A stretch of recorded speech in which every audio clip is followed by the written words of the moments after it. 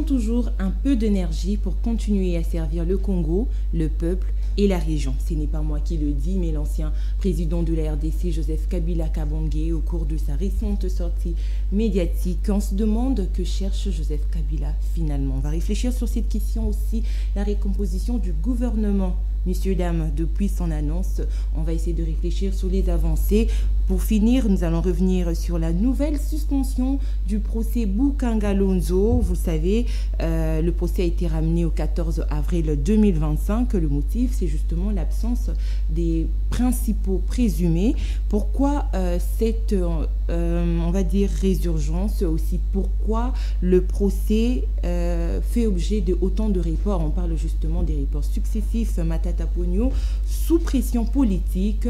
Messieurs, dames, vous l'avez compris, c'est tout. Ce sont les trois thématiques retenues justement pour être abordées au cours de cette émission. CMS chez vous, vous faites bien. Merci pour la confiance que vous renouvelez à ce magazine ainsi qu'à votre chaîne CML 13 Télévision. Pour ce faire, nous recevons pour vous Monsieur Joseph Edeba. Il est cadre et président fédéral LGD de Kunga. Monsieur Joseph, bonjour et bienvenue à vous. Bonjour Madame Tania, merci de m'avoir invité encore une fois sur ce plateau. Merci à vous d'avoir répondu à notre invitation. Alors, je le dis, vous savez, après sa sortie, après justement la publication de sa tribune où Joseph Kabila a décrié la gouvernance actuelle, il revient pour dire, c'est un extrait choisi, que il n'est pas, il a toujours cette énergie-là pour continuer à servir le Congo, son peuple et la région tout entière. Votre lecture de fait. Alors, merci beaucoup pour la question. Madame, il faut préciser d'abord que le pays est sur les criques, comme disait le diacre. Nous ne comprenons pas ce que font aujourd'hui les membres du gouvernement. Tantôt, c'est le ministre des Transports qui recrute dans l'armée. C'est le ministre de l'Urbanisme qui fait la diplomatie. C'est Fils Moukoko qui prend la place de Patrick Mouyaya. C'est Anthony Tshisekedi qui devient le ministre des Affaires étrangères. On ne comprend pas. Comment ça? Alors il faut retenir que ça, ce n'est que la traduction réelle de la médiocrité que nous sommes en train de vivre au sommet de l'État. Donc il y a confusion au sein du Exactement, il y a confusion. On ne sait pas définir qui est en train de faire quoi dans ces gouvernements. Qui est en train d'assumer le rôle de qui dans ce gouvernement? C'est ça le grand problème. Donc le pays est dirigé de façon alambiquée, madame. Il faut le retenir ainsi. Et donc, il y a urgence aujourd'hui de réfléchir sur les voies d'issue qui vont nous permettre à mettre ces gens hors nos institutions pour espérer à une avancée. Mais en une période de crise, on a besoin des efforts de tout un chacun, justement, pour résoudre la question, le problème. Madame, le grand problème, ce n'est pas l'effort de tout un chacun. C'est ici l'effort de la gouvernance du pays. Les dirigeants que nous avons ne reflètent pas le vœu de la population. Ne retournons pas sur la question des élections de 2023, parce que vous savez que ces dirigeants sont issus d'une élection évidemment bâclée, une élection organisée avec des machines à voter à domicile. Déjà, naturellement, ils ne représentent pas la volonté du peuple, mais aussi les actions que ces dirigeants posent ne reflètent pas l'aspiration du peuple. Et voilà pourquoi, par exemple, M. Joseph Kabila, l'ancien chef d'État, est sorti de son silence des plans pour venir commencer par réagir sur le propos tenu aujourd'hui par le Congolais, lui demandant de revenir pour aider le pays à avancer. Non, le Congolais lui rétablir la paix. Le Congolais lui demande de garder son silence. Non, certains. les Congolais qu'il aurait mieux pendant tous ces temps rester silencieux.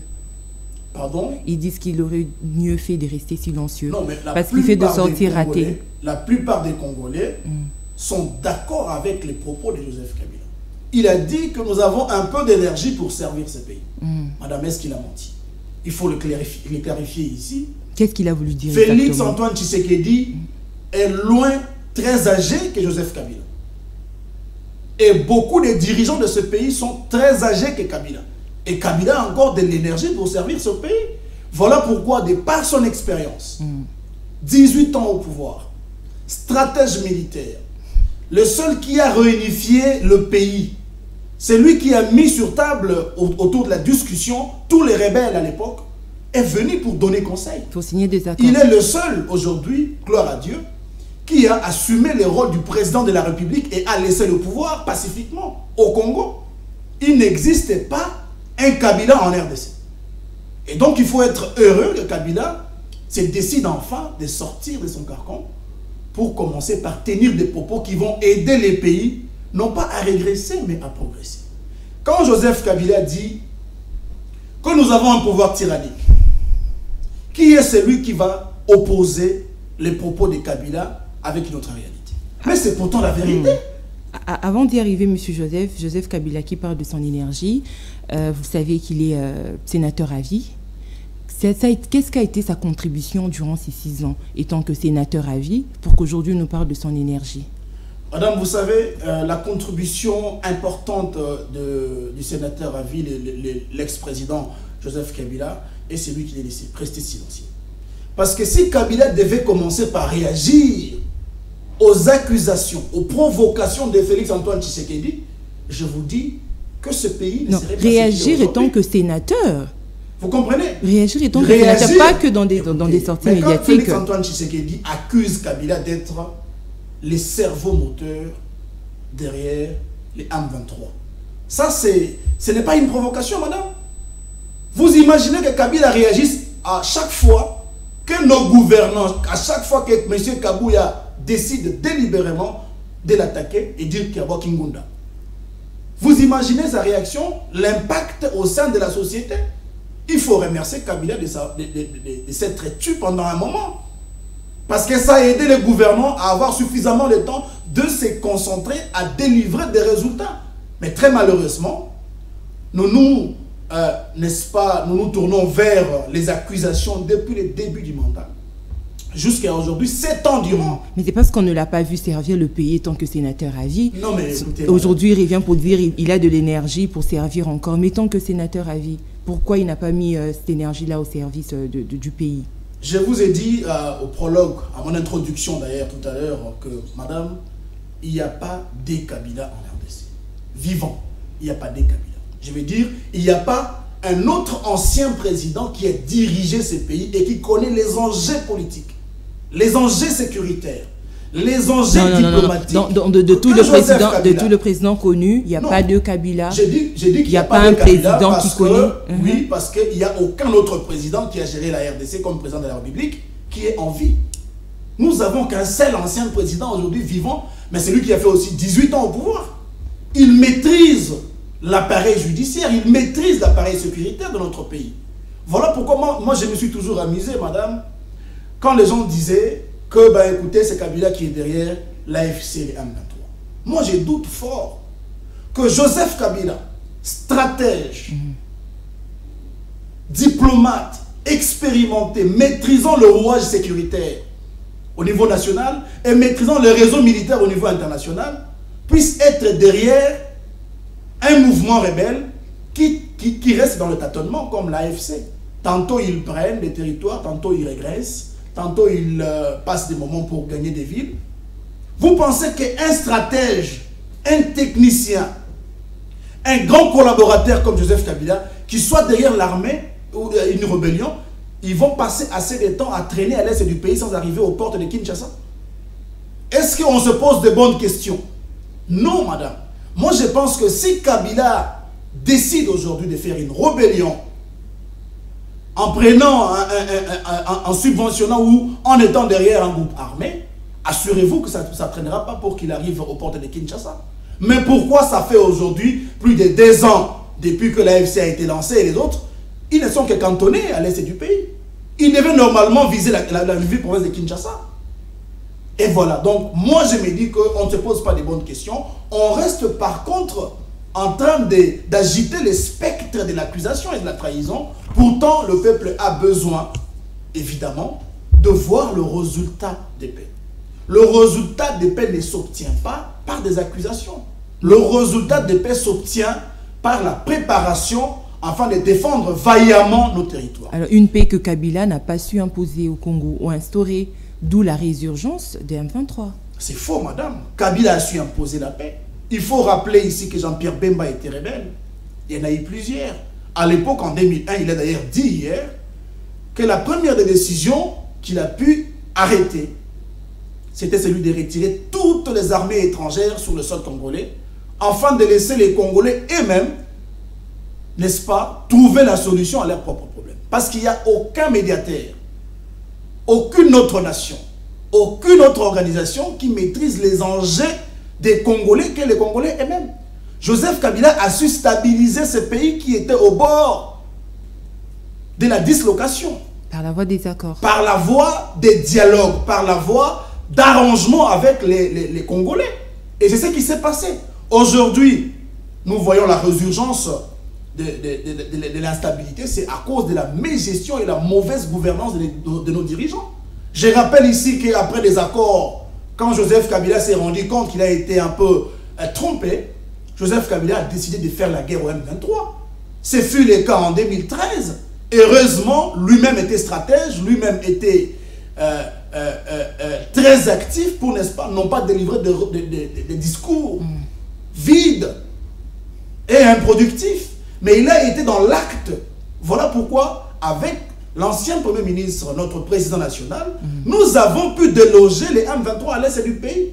On vous dira ici... Celui dont le procès Boukangalonzo colle... Oui, mais écoutez, les procès Boukangalonzo, on arrivera, mais je vous assure que c'est un scénario politique, politico-judiciaire, qui a pour objectif de, n'est-ce pas, tétaniser nos opposants. Alors, madame, c'est avec des gens pareils, c'est avec des dirigeants pragmatiques, mais ayant aussi une bonne gouvernance, que nous sommes arrivés à déloger le même.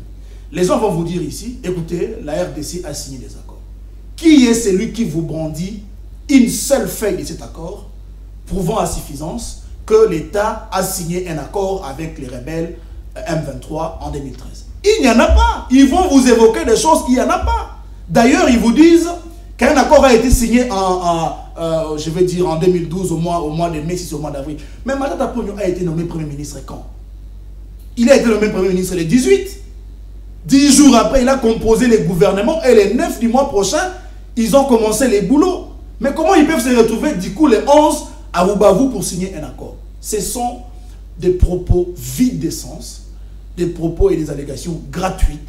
Nous avons vaincu les M23 à cause d'un monitoring de qualité. Nous avons vaincu les M23 en 2013 à cause du leadership et de la gouvernance pratique et pragmatique de nos dirigeants, notamment Joseph Kabila, le Premier ministre, et tous ceux qui composaient les corps de l'armée, notamment le général Didier Etumba. Aux côtés de lui, le général, comment il s'appelle encore, Amouli. Vous comprenez? Donc nous avons apporté la paix, et pendant tous ces temps, de 2013 jusqu'à la résurgence, sous la gouvernance de Félix Antoine Tshisekedi, nous avons eu de paix. La résurgence de M23 est venue sous Tshisekedi. Et donc il faut comprendre que c'est la mégestion, mais aussi l'irresponsabilité des gouvernants actuels qui a occasionné ces choses. De gouvernants actuels, mais c'est l'ancien régime qui a fait que l'armée congolaise se fasse infiltrer. Ce n'est pas l'ancien régime qui a ramené les M23 à Kinshasa pour les loger, madame. Ce n'est pas l'ancien régime qui a libéré Biamungu aujourd'hui, qui est en train de prendre des territoires à l'est du pays et ses compagnies. Ce n'est pas l'ancien régime qui, n'est-ce pas, a poussé nos gouvernants actuels à défier toute la nation. Ce n'est pas l'ancien régime qui a organisé les élections bâclées, madame. Ce n'est pas l'ancien régime qui, n'est-ce pas, est allé signer les accords de raffinerie de notre or à Kigali. Il faut comprendre par ici, comme je vous ai dit, que le problème réside sur le chef de nos dirigeants politiques aujourd'hui. Et c'est ce qui affaiblit notre force au sein de l'armée, le commandement. C'est là où il y a les problèmes.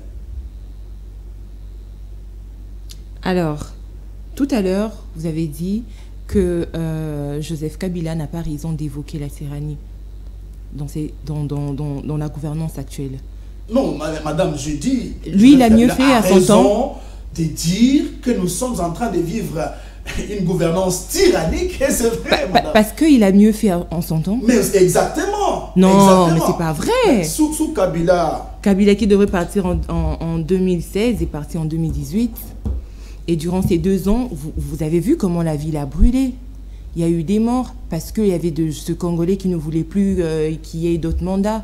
Madame, il faut rappeler que Kabila n'a jamais dit qu'il avait l'intention de faire le 3e mandat. La preuve, c'est que il a fait une passation pacifique du pouvoir.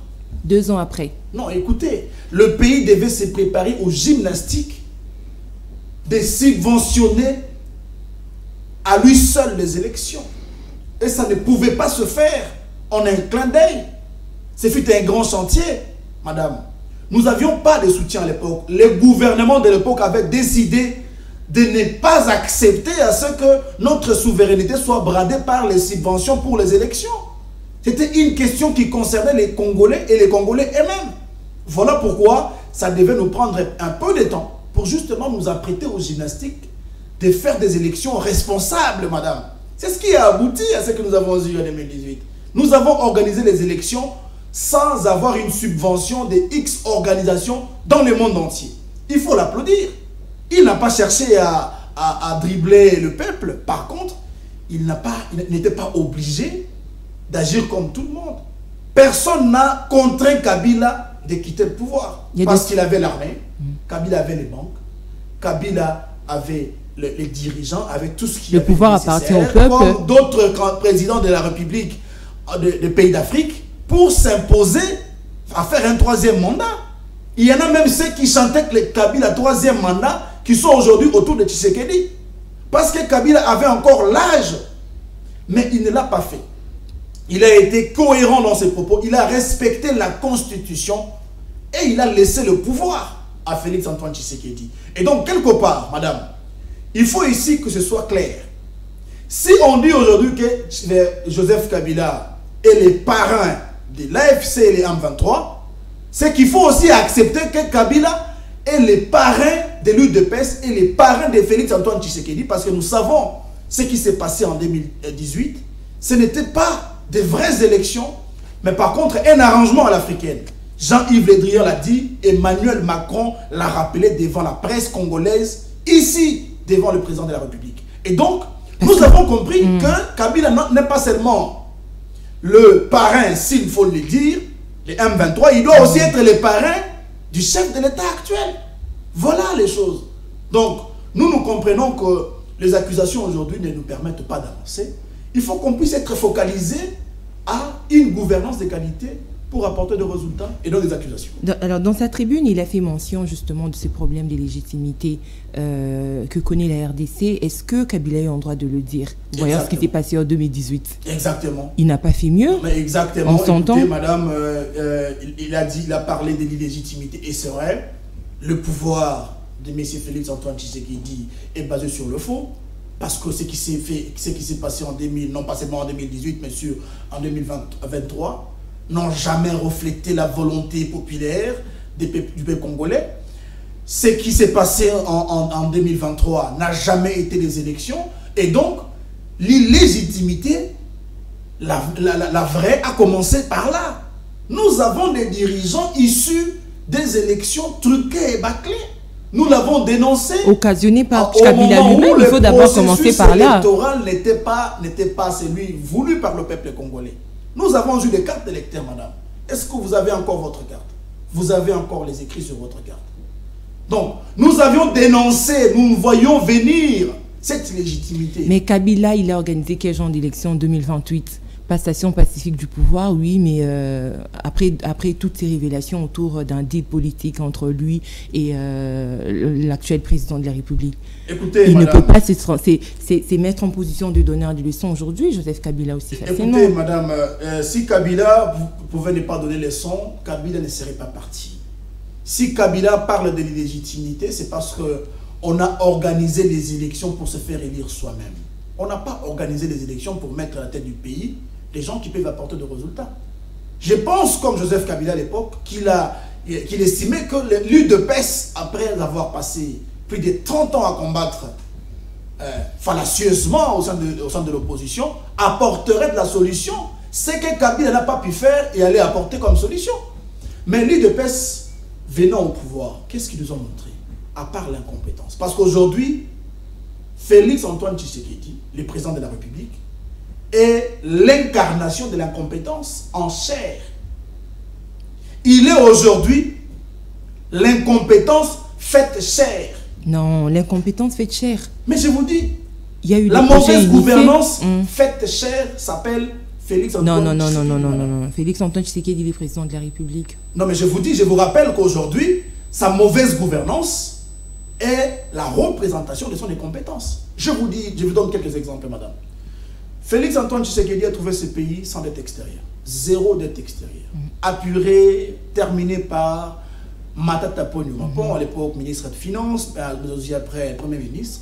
La RDC ne s'est jamais endettée, ni auprès de la FMI, ni auprès de la Banque mondiale et toutes ces institutions financières du monde. Mais nous avons su faire des progrès réels. Nous avons su créer des entreprises avec les fonds propres. Mais qu'est-ce qui s'est passé dès l'arrivée de nos gouvernants actuels? Nous avons commencé par entretenir des programmes avec les FMI et les autres. Aujourd'hui, nous avons atteint la barre des 10 milliards de dettes. Nous rentrons dans la case des pays pauvres très endettés sous la gouvernance de Félix Antoine Tshisekedi. Est-ce que nous avons progressé ou régressé? C'est ça la grande question. C'est ça la grande question. Si hier, avec Joseph Kabila, on a décrié les mauvaises élections, ce que nous avons dit en 2023, était-ce des élections crédibles? Est-ce que nous avons eu des élections avec des machines à voter à domicile avec Kabila? Le régime a fait pire que 2018. Le régime Tshisekedi a fait pire qu'aucun autre président de la République démocratique du Congo. Et donc voilà pourquoi nous disons qu'aujourd'hui, Félix Antoine Tshisekedi est la représentation et le symbole de l'incompétence. Il s'est entouré par ses amis. Sur base de quoi? Sur base de quels critères? Est-ce que c'est sur la base de la compétence? Non. Est-ce que c'est sur la base de la méritocratie? Non. C'est sur les bases ethniques, tribales et tout ce que vous voulez. Amicales. Voilà pourquoi le pays aujourd'hui est dirigé en amitié, madame. Et le résultat, c'est que quand nous faisons la promotion, non pas de la méritocratie, de la bonne gouvernance et du leadership, nous avons des dirigeants qui ne savent pas pourquoi ils sont là. Nous avons des dirigeants comme les ministres de la Défense qui va copier un discours de film pour venir les prononcer devant toute une grande nation en état d'agression, madame. Voilà le résultat. C'est quand on promet non pas des gens compétents, mais des incompétents. Mais si on promet des incompétents, c'est parce que soi-même, on est incompétent, madame. Voilà pourquoi nous disons que Félix Antoine Tshisekedi est l'incompétence faite chère. L'incompétence faite chère, et qu'en est-il de son entourage? Quand il dit que dans sa famille politique, il a quand même eu à féliciter ceux qui se sont démarqués durant cette période de crise et promet qu'il y aura remaniement. Donc finalement, le chef de l'État s'est rendu compte qu'il s'est fait très mal entouré durant ces 2 mandats. Mais écoutez, madame, le chef de l'État est le seul qui a la responsabilité d'avoir nommé tous ses dirigeants autour de lui. Il ne peut pas les accuser sans s'accuser lui-même. Vous comprenez? C'est de la chair jusqu'au dernier banc. Ça commence par la chair. C'est le président lui-même. Il y a des Congolais compétents, madame, dans ce pays. Il y a des gens qui savent servir avec abnégation dans ce pays. Tshisekedi ne les a jamais nommés. Qu'est-ce que Tshisekedi a fait? Il a par contre fait la promotion des nominations tribalo-ethniques. Vous allez ici, c'est un Chi, là-bas c'est un Si, là-bas c'est un Kankou, là-bas c'est... Mais c'est comme ça que le pays régresse. Les tribus n'ont jamais fait développer une nation. Mais le leadership, oui. La gouvernance, oui. L'éthique, oui. Aujourd'hui, vous savez, moi j'ai toujours dit à quelqu'un, si les militaires rwandais acceptent de venir agresser la RDC au prix de leur vie, c'est parce qu'ils font confiance à leurs dirigeants. C'est parce qu'ils croient à sa gouvernance. Sinon, les Rwandais, les militaires rwandais ne viendraient pas nous agresser en RDC. Et c'est ce qui se passe en RDC.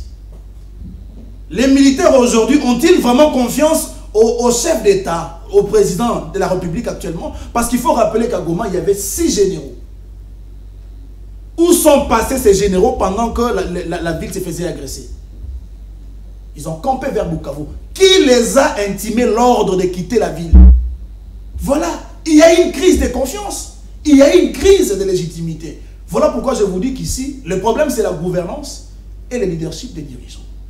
Le problème, c'est la gouvernance et le leadership des dirigeants. Aujourd'hui, vous voyez comment est-ce que la communauté, on va dire certains pays, commencent à imposer des sanctions vis-à-vis du Rwanda, et ce n'est pas un pas franchi pour la RDC.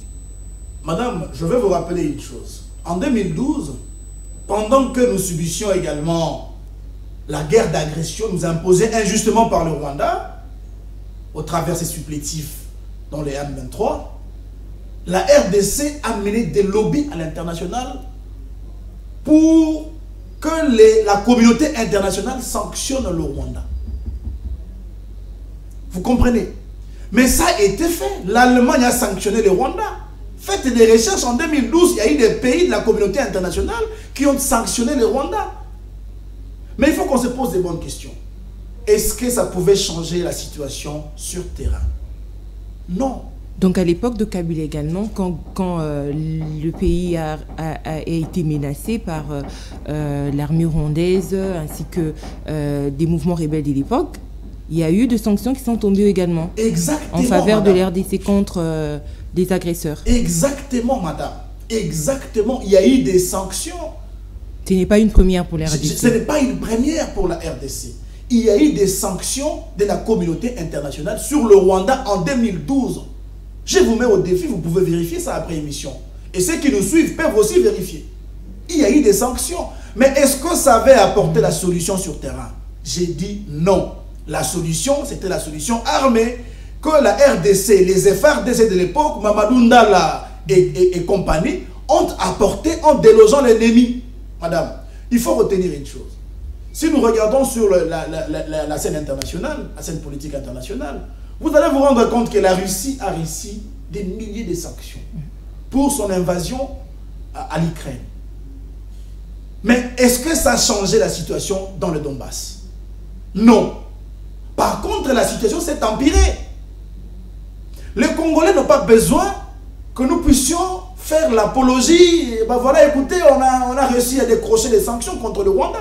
Les Congolais ont besoin de recevoir la paix. Les Congolais à l'est du pays ont besoin de vivre la paix.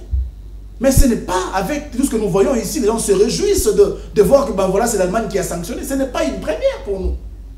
Aujourd'hui, il y a le Canada aussi. Non, mais écoutez, madame, ce n'est pas nouveau. Pour nous, ce n'est pas nouveau. Mais pourquoi aussi attendre? Il faut qu'on se pose de bonnes questions.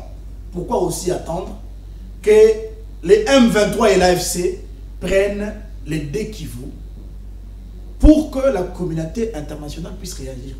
N'était-il pas informé? Très bien, depuis Bunagana. Non, mais depuis Bunagana, il était informé. Pourquoi cette réaction-là, aussitôt maintenant, là? Pendant que l'ennemi s'enracine.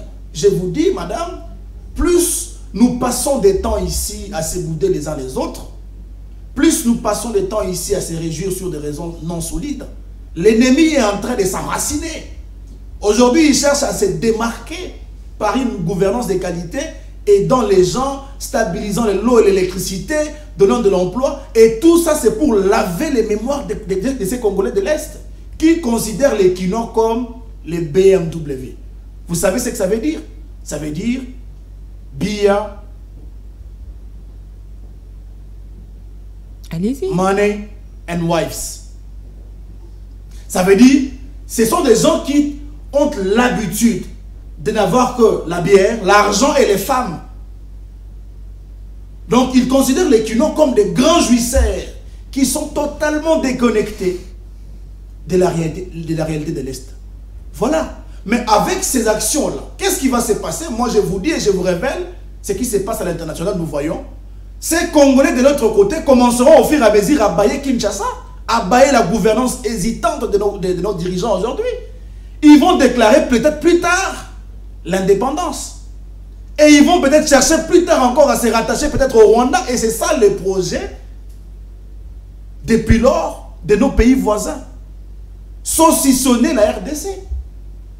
Mais maintenant, il faut dire ici que l'UDPS, le président Tshisekedi, est en train de jouer sa partition pour balkaniser notre pays.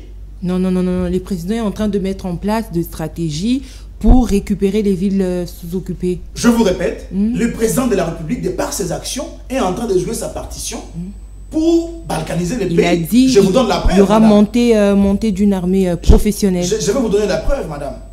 Le président de la République, pendant qu'aujourd'hui les territoires sont occupés, il refuse les dialogues. D'accord? Il propose à ses propres grés une recomposition du gouvernement. Non, il refuse le dialogue avec les rebelles. Mais il va discuter avec qui? On ne peut pas que discuter seulement. Non, il faut discuter entre Congolais. Mais il y a aussi des Congolais qui se retrouvent dans cette histoire. Des Congolais qui se sont alliés aux ennemis, ils deviennent d'office ennemis de l'État, ennemis de Congolais. L'histoire se répète toujours.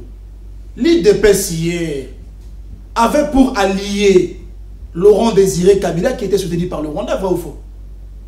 L'UDPS a fait une communication publique. Les vidéos existent où il était en train de dire à nos militaires de ne pas combattre contre Laurent Désiré Kabila. Vrai ou faux, madame? L'UDPS hier a accueilli à bras ouverts les rebelles rwandais. L'UDPS hier a pactisé avec le Rwanda. La grande question à se poser aujourd'hui, est-ce que l'histoire a changé? Non, mais les autres ne font que la même chose que les autres hier. Et donc il faut se rappeler ici que s'il faut qu'il y ait dialogue, les prêtres l'ont dit d'ailleurs clairement, il faut que ça puisse se faire avec tout le monde. Probablement aussi avec ceux qui influent, même à distance, à cette histoire d'insécurité à l'est du pays. Pourquoi ne pas faire le dialogue avec les M23? Comment vous allez maintenant trouver une solution dans un dialogue entre les dirigeants de Kinshasa avec l'opposition démocratique non armée, sans inclure ceux qui font la rébellion à l'est du pays? Parce que le dialogue laissera place à des exigences auxquelles le gouvernement congolais ne veut pas, se dit n'est pas prêt à leur donner. C'est quelle exigence, madame? C'est par exemple virer les incompétents qui sont au gouvernement? Non, par exemple, intégrer la gestion de la chose publique, l'armée. Si le gouvernement ne veut plus revivre ça. Alors, moi, je vais vous dire que ça, ce sont des raisons fallacieuses, madame. Et nous disons que parce que le président de la République refuse de dialoguer, les vrais dialogues, je ne parle pas des dialogues d'arrangement politique pour avoir de postes. Puisqu'il le refuse, il est en train de favoriser quoi? Il est en train de favoriser les départs de cette partie de l'Est. 1. 2. La DGDA, semble-t-il, qu'il a publié une communication officielle imposant les droits des douanes et tout, avec tout produit qui sort dans cette zone-là occupée. Mais j'ai eu très mal au cœur de lire ces communiqués. Est-ce que nous avons des dirigeants qui savent lire? Le cœur a saigné. Non, mais le cœur a saigné, madame. Comment vous pouvez signer un tel document et penser que vous avez bien agi? Vous êtes dans le plan de, n'est-ce pas, balkaniser le pays parce que ces gens vont se voir être découpés de la RDC. Vous ne pouvez pas imposer un produit qui vient de cette zone occupée d'ailleurs. Je ne sais pas comment dire, madame, j'ai été choqué. J'ai été choqué. Cette décision, c'est vraiment une décision qui traduit la volonté exigeante de nos dirigeants à balkaniser le pays. Voilà que les Bissimois et les autres vont se donner le luxe de dire, ben voilà, on n'est pas considérés comme des Congolais. On nous impose les taxes sur nos marchandises. Bon, finalement, qu'est-ce qu'on fait? Allez, restez à côté, nous, on déclare notre indépendance. L'idée, ce n'est pas de coincer l'ennemi qui occupe cette partie-là. Non, mais ça va les coincer en quoi? Ça va les coincer en quoi si on impose les articles qui sortent de cette contrée-là comme étant des articles qui viennent de l'extérieur du pays? Donc on considère maintenant que cette partie occupée n'est plus la RDC. Voilà les dangers. C'est pourquoi nous disons que les pouvoirs en place sont en train d'agir dans la logique de balkaniser le pays. Et c'est ça les dangers. Si ce n'est pas le cas, réfléchissons bien sur les issues de ces cours. Parce que jusque-là, les présidents de la République, les membres de l'Union sacrée ne proposent aucune solution valable pour restaurer la paix à l'Est. Recomposition du gouvernement, ils en parlent. Madame, vous savez... Comme solution, réunir le digne fils autour... Il faut qu'on arrête à mentir le peuple. La recomposition du gouvernement ne fera pas objet de... La cohésion nationale. Quelle cohésion nationale? Le président de la République lui-même se donne le luxe de déclarer les dialogues. De déclarer quand est-ce qu'il va aborder les opposants, les appeler à composer les efforts ensemble pour, n'est-ce pas, rester... Déjà vous, LGDS, vous êtes d'accord? Ce n'est pas déjà de la responsabilité du président de la République de faire appel à un opposant X d'adhérer dans son gouvernement pour, n'est-ce pas, restaurer la paix du pays. Si nous devons aller au dialogue, ça doit être ce dialogue aux garanties des décisions qui vont s'appliquer à la fin. Ça doit être ce dialogue fort où nous allons nous dire des vérités sur la gestion du pays. Et ça doit se faire sous l'office des prélats catholiques et de l'Église. Voilà, ça ne peut pas se faire comme l'imaginent nos amis de l'Union sacrée, avec je vais dire sous l'égide de Félix Antoine Tshisekedi. Il ne peut pas décider quand est-ce qu'il nous appelle au dialogue. Le dialogue doit se faire gérer par des gens neutres et dans l'Église qui aujourd'hui est dans la démarche. Ils estiment que la démarche de prêtre, est-ce que de pasteur de l'STC n'est pas vraie. Du moment où ils vont rencontrer l'ennemi, Corneille Nangaa, ils vont échanger avec Paul Kagame. Pour eux, ils seraient considérés comme de traîtres de la République. Non, mais il faut mettre alors Fils Moukoko. Fils Moukoko va rétablir la paix à sa place. Il faut mettre alors Pasteur Guili. Pasteur Guili va proposer des solutions qui vont, n'est-ce pas, rétablir la paix à l'est du pays. Le problème, c'est qu'on s'amuse à aborder des questions aussi pertinentes, aussi importantes, dans la légèreté. Madame, vous vouliez que le prêtre fasse quoi? Vous vouliez que le prêtre prenne des armes pour aller combattre auprès des Ouazalendo, parce qu'aujourd'hui, il faut le dire, notre armée ne plus combattre. Vous vouliez assez que le prélat catholique, les religieux, prennent des AK-47, des Kalachnikov, pour aller combattre auprès des Ouazalendo, afin de témoigner leur engagement à restaurer la paix du pays. Non. Les prélats catholiques, sous la bénédiction d'ailleurs même de Félix Antoine Tshisekedi, ont amorcé la procédure de paix en rencontrant tous les acteurs clés, majeurs de cette crise à l'est du pays, en commençant par le chef de l'État. Parce que Joseph Kabila l'a dit, qu'on ne peut pas oublier que ce qui se passe à l'est, c'est aussi le résultat de la mauvaise gouvernance de nos dirigeants. Alors, rencontrer ces acteurs traduit en quoi la volonté d'être hypocrite de par les actions qu'ils sont en train de poser. Joseph Kabila qui demande le retrait des armées, de l'armée étrangère, mais il ne cite pas, il n'est pas en même de citer nommément le départ de troupes rwandaises. Madame, il faut qu'on se le dise. Vous savez, actuellement, la chanson c'est Kabila yeye. Oh. Président Nanga, Kabila mbonaweo. Sara Ozonga yeye. Ah bon? C'est qui les compositeurs? Non, mais c'est lui de Pes qui nous chante ça maintenant. Parce que vous ne pouvez pas faire 2 secondes sans qu'on vous cite le nom de Kabila. Mais Kabila est parti il y a 7 ans, madame. Kabila s'est tué il y a 7 ans. Nous avons voulu à ce qu'il parle. Nous avons eu besoin de son expérience. Mais Kabila parle et propose même des solutions. Le problème, c'est que Tshisekedi ne propose pas de solutions, mais Kabila, en sortant seulement, en faisant une sortie médiatique, a proposé des solutions. Il a dit, il est impossible que nous puissions penser à instaurer la paix à l'est du pays sans pour autant songer à un dialogue profond pour examiner les causes profondes de l'insécurité à l'est du pays, notamment la malgouvernance de notre nation par des dirigeants ramassés ça et là en Belgique et ailleurs pour venir nous diriger avec incompétence. C'est cela le souci. Quand Kabila dit que il faut commencer par chasser les armées étrangères sur notre territoire. Mais c'est ce qui a été fait en 2001. Il a l'expérience, il dit ce qui est vrai. On ne peut pas imaginer que c'est l'Afrique du Sud qui, n'est-ce pas, nous apporte la sécurité à l'est du pays. L'Afrique du Sud ne saura pas maintenir la paix pendant 10 ans.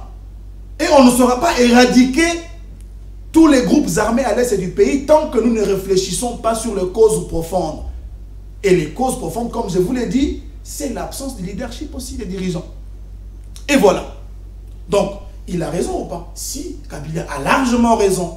Et Kabila, jusque-là, n'a jamais dit qu'il voulait répandre le pouvoir. Pourquoi on est en train de vociférer? Pourquoi on est en train de se perdre la tête? Parce que Kabila a dit un mot. Kabila a dit encore une fois qu'il a de l'énergie. Évidemment, Kabila est très jeune que Félix Antoine Tshisekedi. Kabila est très jeune que Jean-Pierre Bemba Gombo. Kabila est très jeune que beaucoup de dirigeants de l'Union sacrée. Évidemment, il a de l'énergie de par son expérience. Oui, pour siéger, pour sénateur à vie. Aider le pays à aller de l'avant. Mais aujourd'hui, il ne parle même pas que de la RDC, il parle de l'Afrique, parce que c'est un panafricain. Et donc, il faut retenir que le respect se gagne, non pas par les déclarations, mais les actes posés. Kabila a fait son temps, il est parti. C'est à nos gouvernants actuels d'éprouver, c'est à quoi ils se sont fait voter pour diriger ce pays. Parce que nous ne pouvons pas faire la même chose et espérer à progresser. Nous ne pouvons pas répandre les mêmes actes d'hier et penser faire des progrès aujourd'hui. C'est ça le souci, madame.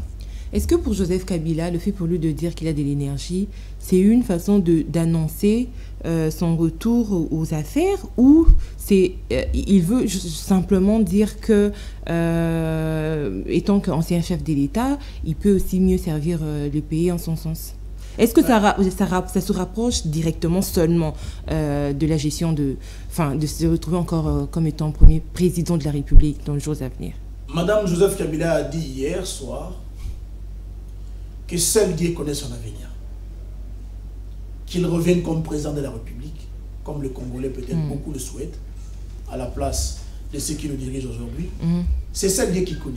Mais il a eu 18 ans. Qu'est-ce qu'il n'a pas fait en 18 ans qu'il voudra faire après, s'il est retourné au pouvoir? Qu'est-ce qu'il va donner? Aujourd'hui, la seule personne qui sait se retirer et voir les erreurs des autres, c'est Joseph Kabila. Et c'est peut-être Matata Ponyo Makom, parce qu'il a dirigé comme Premier ministre pendant 4 ans. Il sait voir les failles, là, là et là. Il sait voir que si vous allez ici, vous n'allez pas arriver, parce qu'il a expérimenté ces choses. Et donc, en effet, si Kabila dit que nous avons encore de l'énergie, il faut poser la question si ce n'est pas là l'expression de vouloir revenir au pouvoir. Madame, je ne sais pas comment il va faire. Je ne sais pas comment il va revenir. Je ne suis pas Dieu. Il a lui-même dit que seul Dieu connaît son avenir. Et vous et moi, nous ne le connaissons pas. Alors, nous ne pouvons pas rentrer dans les analyses. Comment est-ce qu'il va revenir? Vous ne voyez pas. Attendez, Joseph Kabila est prêt à servir son pays. Par toutes les manières. Il a si bien dit. Il a encore de l'énergie. Il peut agir d'une manière ou d'une autre afin que le pays aille de l'avant. De par son expérience de gouvernance de ce pays, il peut apporter même des conseils. Il peut agir, je le précise, dans beaucoup de domaines pour apporter sa contribution, parce qu'aucun Congolais sérieux, partout où il peut se retrouver être content de ce qui se passe à l'est du pays.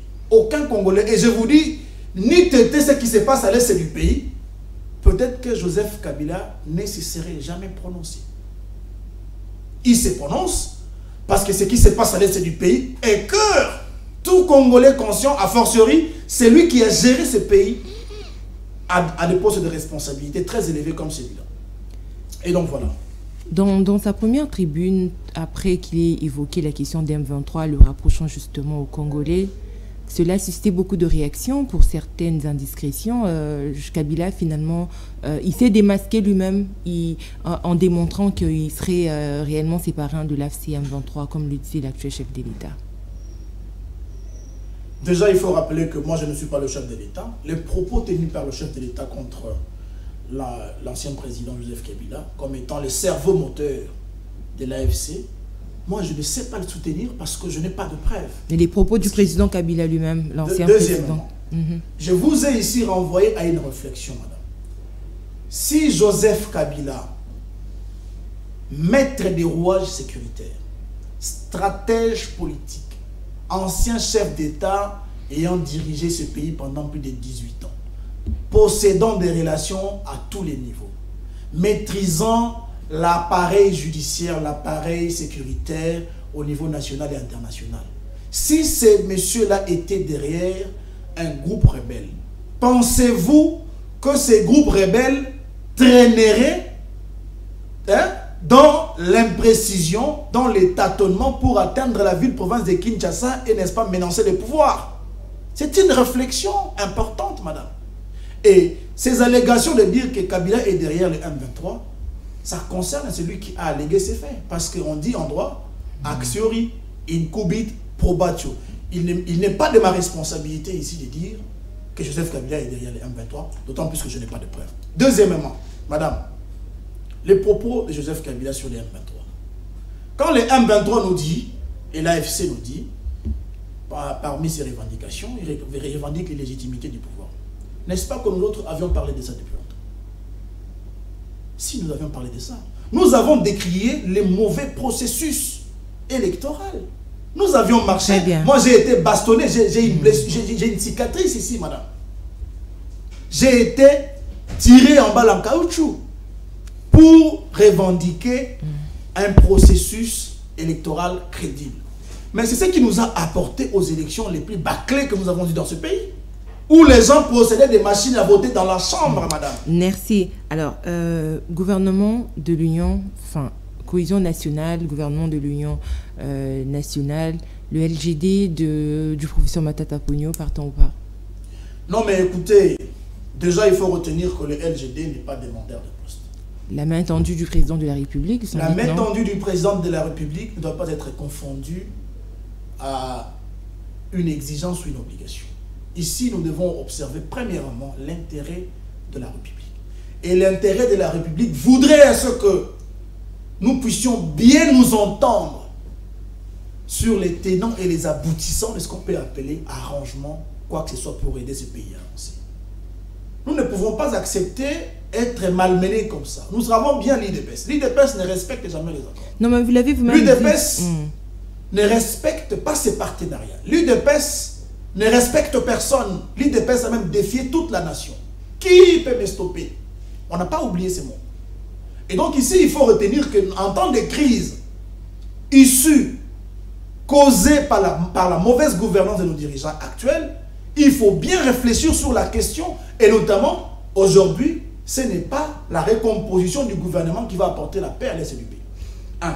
Deuxièmement, ce n'est pas Félix Antoine Tshisekedi qui est mieux placé pour appeler au dialogue. S'il appelle au dialogue, il doit se référer à de personnes qui sont au milieu des villages, qui doivent nous réunir, nous. Je parle ici des opposants démocratiques comme les LGD. Il y a des opposants qui sont en exil. Il y a des opposants qui restent encore jusqu'à aujourd'hui en prison, bien qu'on venait de libérer pour des causes non élucidées. C'est qui ces opposants exilés? Non mais attendez madame. On a arrêté Jean-Marc Kabongo. On a arrêté Mike Mokebaï. On a arrêté Seth Kikouni pour des raisons fallacieuses. Qui les a libérés sur base de quoi?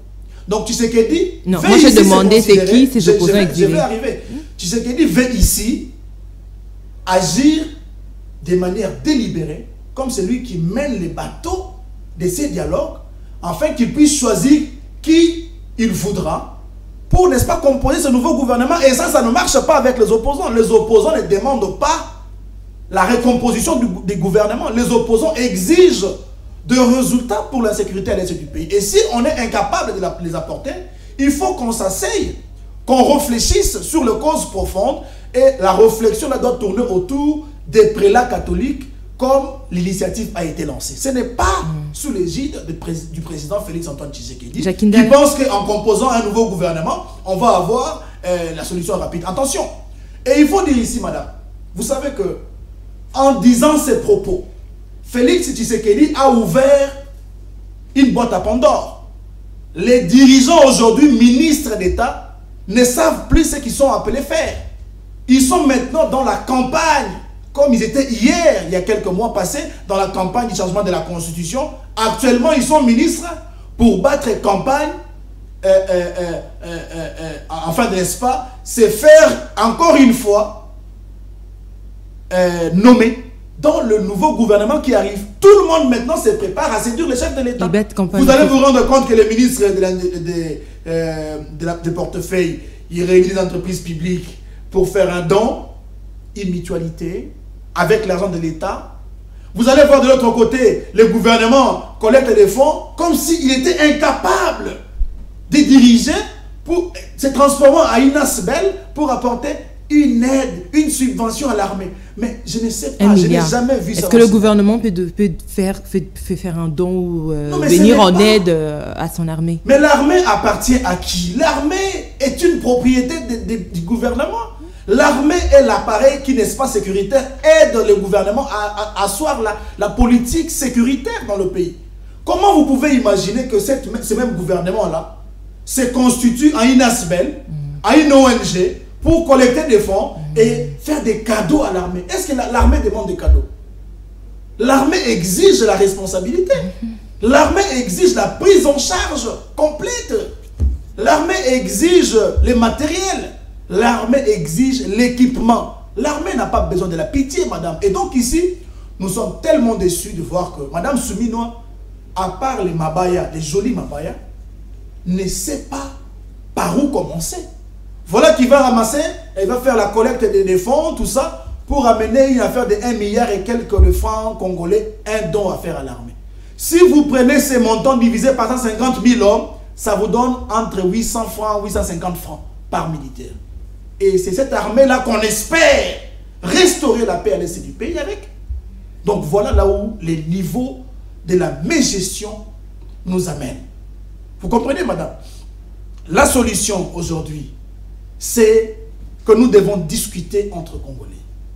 Mais aussi faire en sorte que tous ceux qui peuvent influer d'une manière ou d'une autre, afin que la paix soit rétablie à l'est du pays, puissent venir autour de la table, discuter, tirer des responsabilités, mais aussi nous engager ensemble, résolument, à trouver, à restaurer la paix à l'est du pays.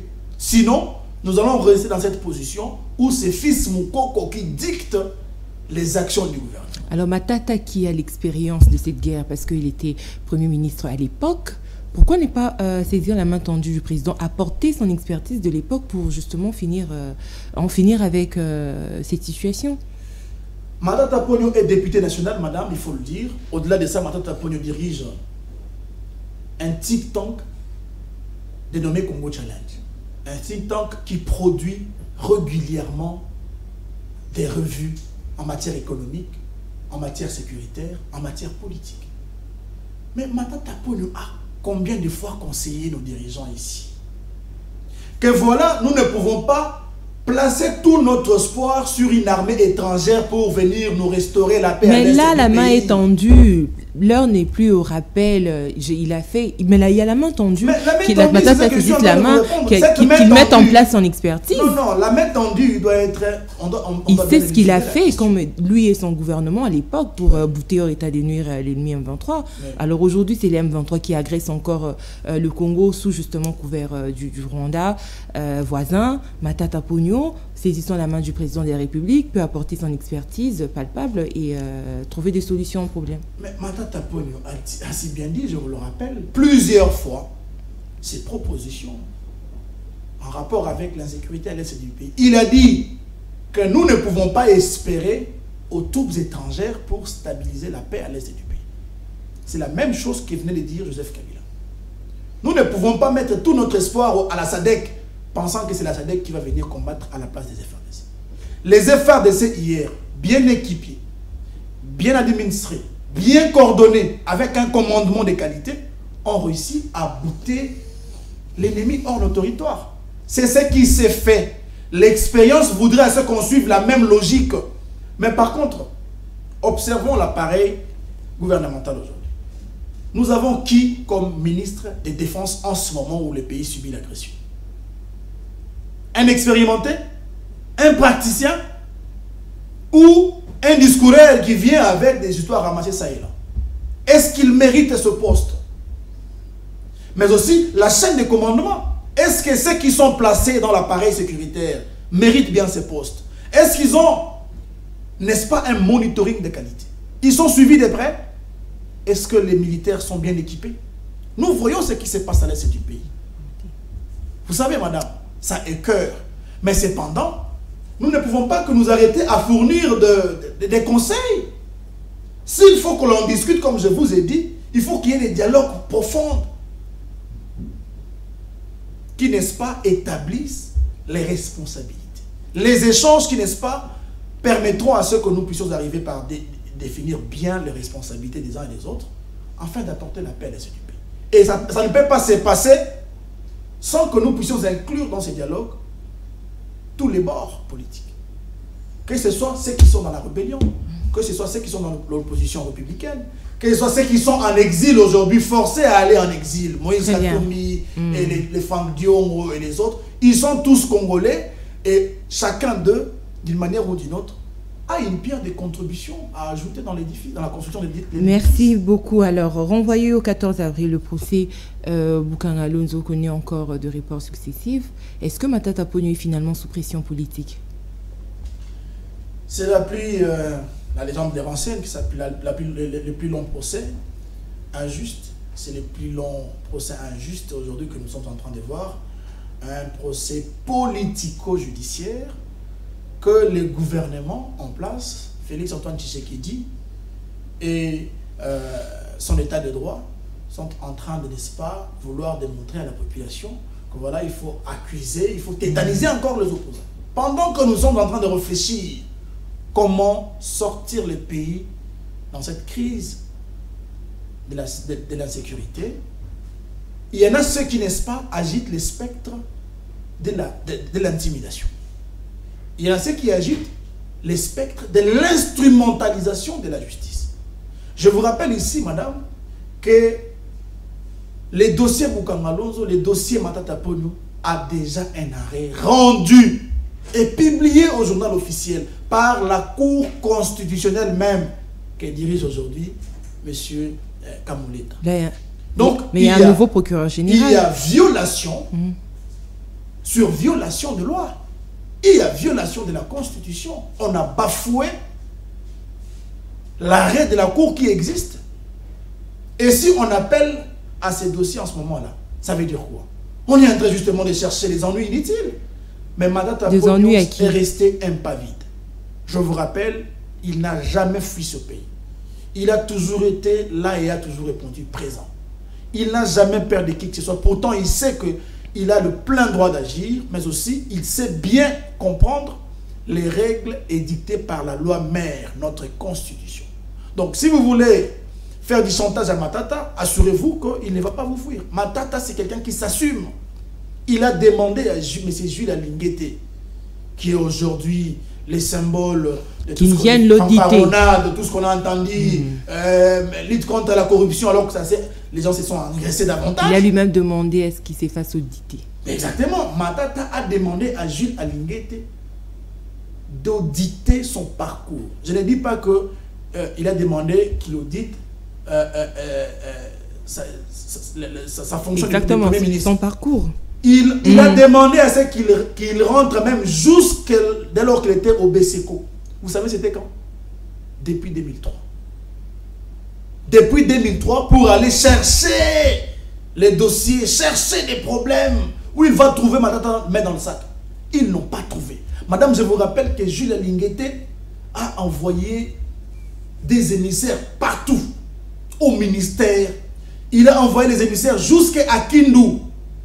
Audité sur l'édifice bâti par Matata Ponyo pour les générations à venir, notamment l'université Mapon. Les gens ont été envoyés partout. Aucune preuve n'a été trouvée. Et les combles, c'est que Jules Alinguete avec ses partenaires ont refusé de partager les rapports avec celui qui a demandé les rapports. Moi, je vous demande une enquête. Vous allez enquêter, je vous donne même les orientations. Allez-y, fouinez partout. Mais je vous demande de me partager votre rapport, vous ne voulez pas. Les gens ont falsifié les accusations contre Matata. Et jusqu'à ce jour, l'IGF est incapable de dire clairement à la population combien est le montant que Matata a détourné dans ce dossier Bukanga Lonzo. Donc, c'est une manipulation politique, c'est une instrumentalisation de la justice. Aujourd'hui, c'est une honte pour un pays qui se dit d'état de droit, de reprendre encore une fois ces dossiers Bukanga Lonzo. Je ne sais pas pour quel but, mais nous sommes et nous restons vigilants, nous, le LGD, pour dire que nous observons de près et nous n'allons pas accepter l'injustice contre notre président national.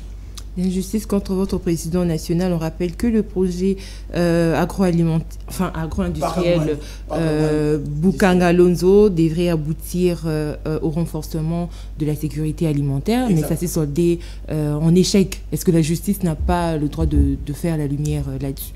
Non, mais la justice n'agit pas quand il n'y a pas de loi. C'est un principe sacro-saint du droit pénal congolais. Nullum crimen nulla poena sine lege. Il n'y a pas d'infraction il n'y a pas de peine s'il n'y a pas de loi. Bon, vous voulez parler de Bokanga Lonzo. Bokanga Lonzo, d'abord, c'est un grand projet qui devait être subventionné avec les partenaires. C'est ce qui s'est fait pour l'introduction. Il est arrivé juste à sa première phase où la production s'est même fait. Les gens ont mangé du maïs à Kinshasa. Mais ça ne s'est pas arrêté là. Le projet avait pour vocation d'élever les volailles, tout ce que vous voulez, des bétails, des poules, tout ce que vous voulez. Planter même les légumes, madame. Pour, n'est-ce pas, assurer la sécurité alimentaire. Mais le projet n'a plus fonctionné. On a lancé Bokanga Lonzo en 2014. Après, en 2016, Matata Ponyo est parti. Mais Bokanga Lonzo a produit. Les gens ont mangé, les cantines étaient installées partout.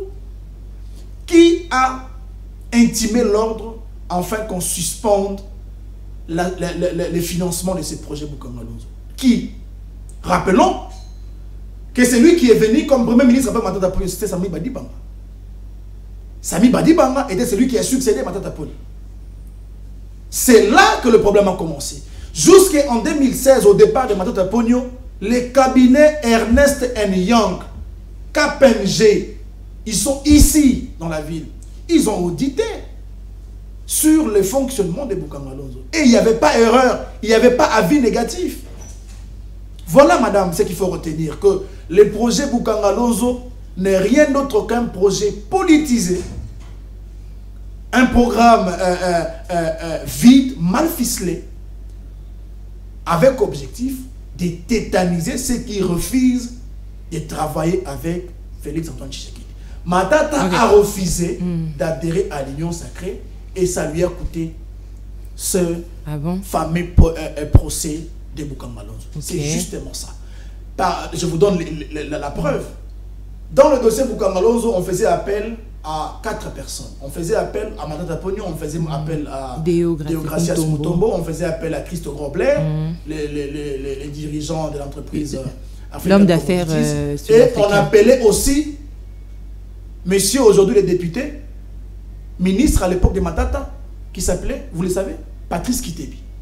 Mais aujourd'hui, le nom de Patrice Kitebi est disparu dans le dossier qu'on appelle. Pourquoi? Parce que il a adhéré à l'Union sacrée, madame. Et il est aujourd'hui député de l'Union sacrée. Son nom a disparu. Justement ça. Donc, ce sont des chantages que le LGD ne cédera jamais. Est-ce que vous estimez que c'est le seul dossier où la justice est sous pression pour faire la lumière? Non, mais... Le seul dossier de détournement dans ces pays où la justice congolaise... vous l'avez vous-même dit, madame.